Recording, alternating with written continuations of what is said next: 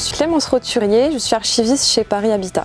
Les archives ont un enjeu très important à Paris Habitat et dans la société d'une manière générale. Elles sont la transmission, la mémoire, la preuve aussi que quelque chose s'est passé et a eu lieu. Donc à ce titre, leur conservation et leur transmission sont très importantes. C'est un fonds qui est riche, qui est varié, qui est passionnant et qui est assez grand, puisque ici dans ces magasins, nous avons 8 km linéaires d'archives. On a une fonction essentiellement de support auprès de nos collègues. Certaines de nos archives auront vocation à devenir des archives historiques et elles seront versées aux archives départementales de Paris.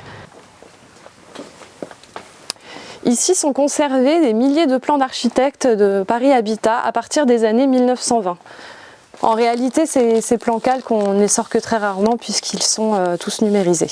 Ici, ce sont des plans de chauffage et VMC, donc parfois nos collègues peuvent être amenés à consulter ces plans dans le cadre de rénovation au quotidien. Et donc ici, on a des dossiers de construction des années 90 et 2000. Ici, nous avons nos fameuses plaques de verre. Il y en a environ 3000.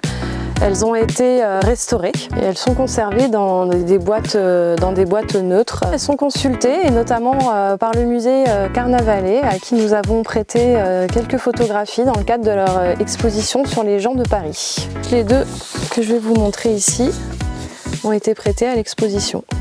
Alors mes collègues ont fait un vrai travail d'enquêteur pour identifier et localiser la photographie. Cette partie-là est en cours de construction et mes collègues en zoomant ont vu ici le premier magasin du groupe de yaourt Danone. Et donc grâce à Danone, mes collègues ont pu identifier le groupe. Paris Habitat est un acteur majeur dans la transformation de Paris, notamment dans le logement des classes populaires. Et donc ces photographies de chantier montrent aussi comment a pu évoluer Paris dans les années 20 au 30. Donc nous, nos photographies sont aussi le témoin de l'évolution de Paris à cette époque-là et d'une nouvelle politique d'hébergement, notamment des classes populaires. Et je trouve ça toujours émouvant de voir ces moments de vie.